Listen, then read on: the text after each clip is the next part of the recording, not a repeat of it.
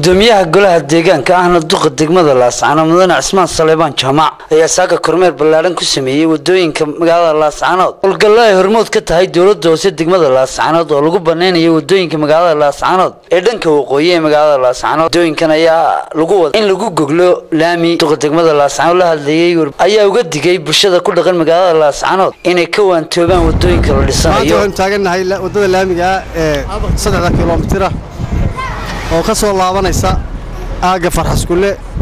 tan waa dhabadii Royal waxaan saarnaa laamiga hadii la ka dhigo waa la diyaariyay ciid baa laga gurayaa dadweynuhu aad iyo aad u mahadsan yahay sida uu nolol shaqeeyay ee dhabooyinka u furay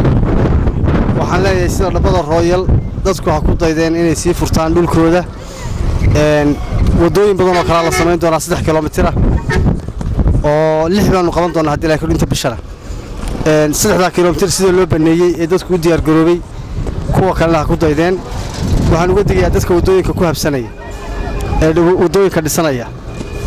maray noqoto waa la soo gaaraya waa la idin ka dumi doonaa haddii wadooyinka dhisataan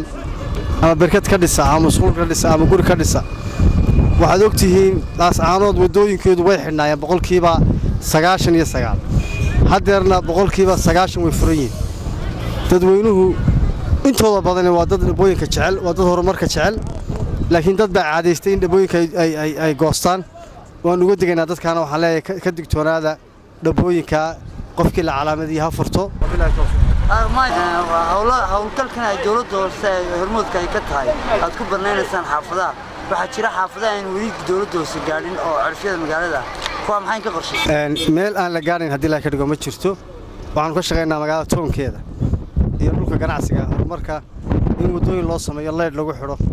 ay magaalo qurux badan noqoto cirifyadana waan gaari doonaa insha Allah hadda jeedina dadka qurbo jooga ama iyo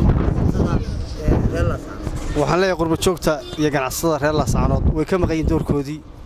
qurbo joogta ma hayno wax dhaqaalaha kama hayno Laascaanood in iyagu leeyihiin oo ay sugayso ma ogaan malinaya ganacsataduna in lacag ka urursamayaan ganacsatada wali wax ka qabatay ama jid furtay ama cusbitaal samaysay ma hayno anagu waxaan leenahay magaaladiina wax ku darsaday bilicdeeda horumarkeeda caafimaadkeeda walaalahan dawladda hoose ay ku soo celinayso bilicda magaalada Laascaanood ayaa haatan maraya meel wanaagsan haweenka iyagu ka ganacsada suuqa qudaarta ee magaalada Laascaanood ayaa iyaguna soo dhaweeyay wadadaasi وبرخ العمر أحمد تلفزيون قرن كسومالي لان Laascaanood.